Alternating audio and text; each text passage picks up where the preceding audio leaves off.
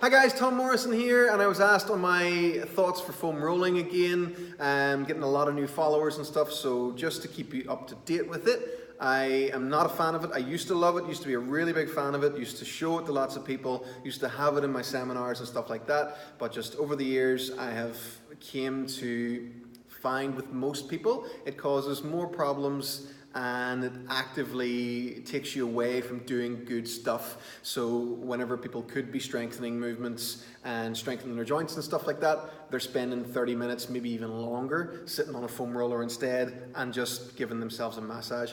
Personally, for me, I find it much more effective to go and get a massage done by someone that knows what they're doing and that's able to spot issues with your body and stuff like that, because where you may be feeling pain may not be the actual cause of that pain. So for you to start digging into it, you may actually be making things much worse.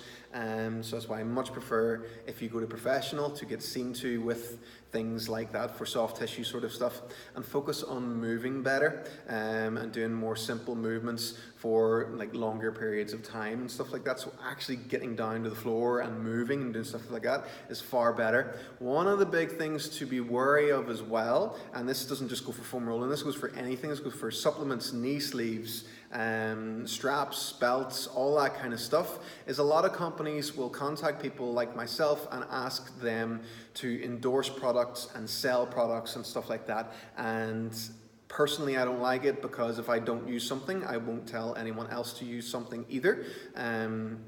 For the sake of money, it just doesn't make sense to me to do that. If I don't use something, I don't share it, and I won't say that I will either. Now, if I really do love something, I will share it with people and say, this is great, you should try this, I really like it, it could be beneficial to you. But for the sake of selling a product for another company, saying that you do something that you don't, I don't like that personally. So always be wary of that and make sure that people aren't just trying to make a couple of quid from you. So yeah, foam rolling, if you have the spare time to do it and you have a rough idea of what to do whenever you are doing it, it's okay to do, if you know what, like I say, if you know what you're doing, and do everything all at the same time. If you're constantly getting a niggle, so say your shoulder's always hurting and you're having to dig stuff into it all the time and it hurts again, you dig stuff into it, you grab the band and you stretch it, and it hurts again, you dig stuff into it. That's a problem.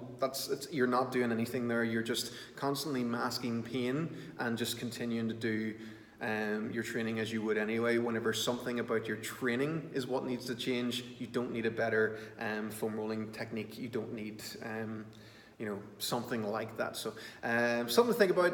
Again, I'm always nervous about doing these videos, but thought I would share. Let me know what you think. Do you like foam rolling? Do you not like foam rolling? Do you find you get stuck in the cycle of having to do it all the time? And yeah, let me know what I think. Let me know what I think. Let me know what I think as well. Yeah, I'm always open to discussion about it. Some people love it, some people don't. I'm just part of the group that don't.